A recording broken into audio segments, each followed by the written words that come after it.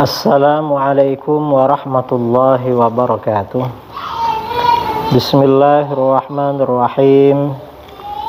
Alhamdulillahi rabbil alamin.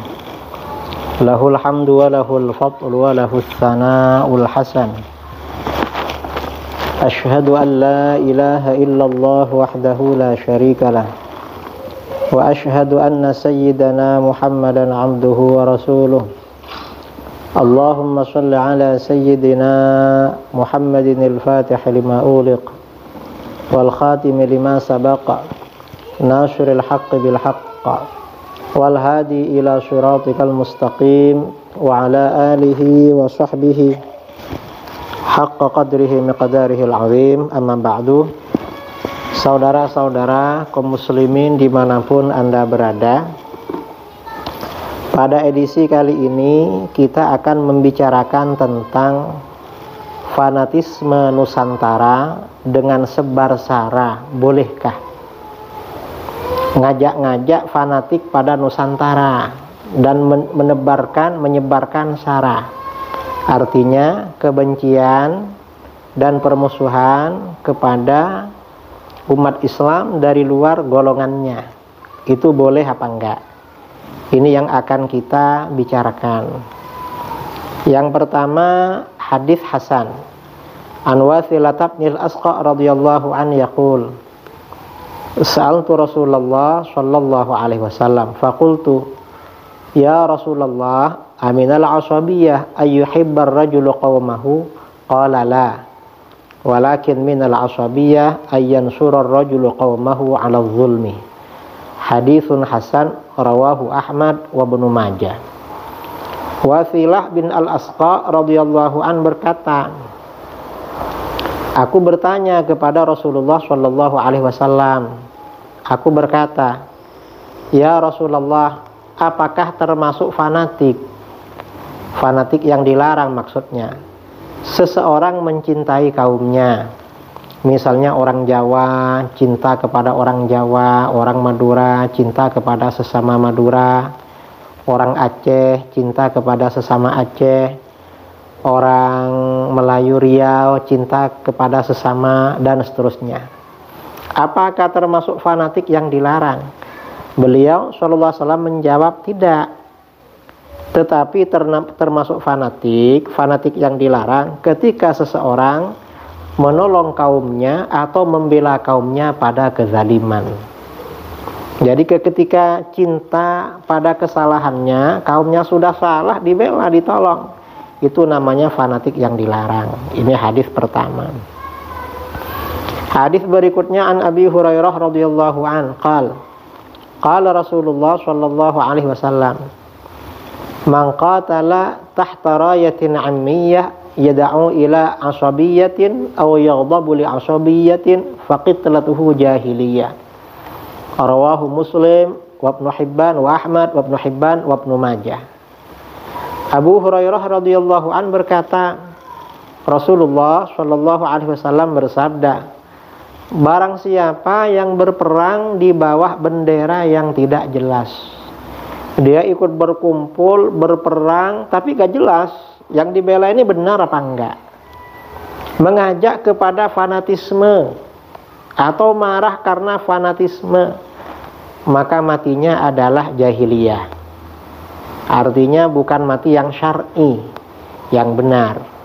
Ini hadis yang kedua. Lalu hadis yang ketiga, an Jubair bin Mut'im radhiyallahu an anna Rasulullah sallallahu alaihi wasallam qala, laisa minna man da'a ila asabiyyah wa laysa minna man qatala ala asabiyyah wa laysa minna man mata ala asabiyyah. Sahihun li ghairihi, rawahu Abu Dawud. Dari Jubair bin Mut'im radhiyallahu an, Rasulullah sallallahu alaihi wasallam bersabda, bukan termasuk golongan kami orang yang menyeru pada fanatisme. Tidak termasuk golongan kami orang yang berperang karena fanatisme. Dan tidak termasuk golongan kami orang yang mati di atas fanatisme. Jadi karena fanatik begitu. Nah, hadis-hadis ini berkaitan dengan tema pembicaraan kita tadi, Fanatisme Nusantara dan dengan sebar sara itu gimana hubungannya? Nah, beberapa hadis di atas memberikan pesan-pesan penting sebagai berikut. Pertama, ajakan mencintai golongan sendiri, misalnya sesama Jawa, sesama Madura, sesama Aceh, sesama Nusantara, selama tidak mengandung unsur sara atau ajakan kebencian dan permusuhan kepada umat Islam di luar golongannya, hukumnya adalah boleh. Asal gak ada kebencian dan permusuhan kepada sesama muslim di luar golongannya, itu boleh. Artinya dia bergabung mencintai golongannya untuk mengembangkan hal-hal yang positif saja, itu gak apa-apa. Kedua, membantu golongan sendiri, membela golongan sendiri apabila mengandung unsur-unsur sara atau mengandung kebencian dan permusuhan dengan umat Islam di luar golongannya, berarti termasuk fanatisme jahiliyah yang tercela dan dilarang dalam agama. Seperti misalnya, ayo bersatu di bawah naungan Nusantara atau Nusantara, tapi isinya ajakannya kebencian, permusuhan kepada muslim yang di luar kelompoknya, itu gak boleh. Itu namanya fanatisme jahiliyah, dilarang, tercela itu. Ini makna yang kedua. Ketiga, membantu golongan sendiri tanpa ada kejelasan benar atau salah juga termasuk fanatisme jahiliyah yang tercela dan dilarang. Karena dia itu golongannya dibelanya, padahal gak jelas, belum tahu benar apa salah. Gak boleh itu jahiliyah namanya.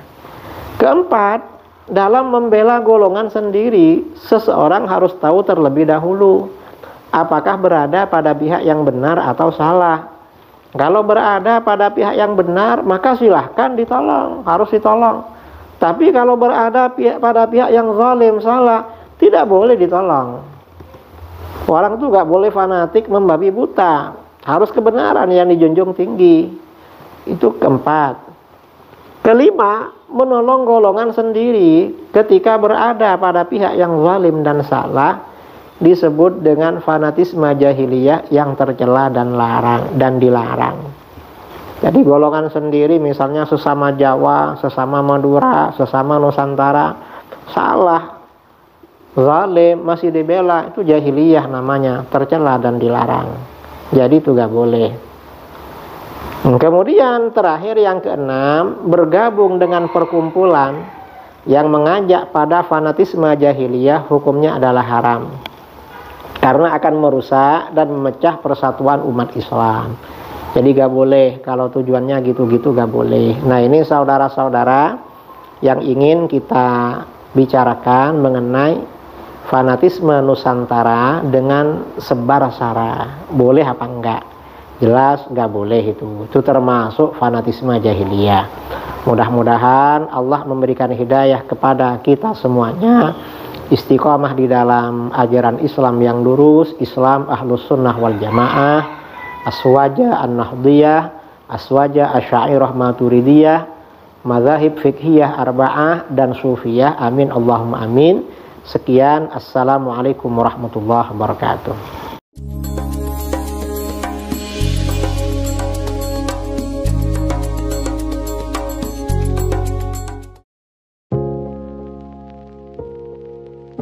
Assalamualaikum warahmatullahi wabarakatuh.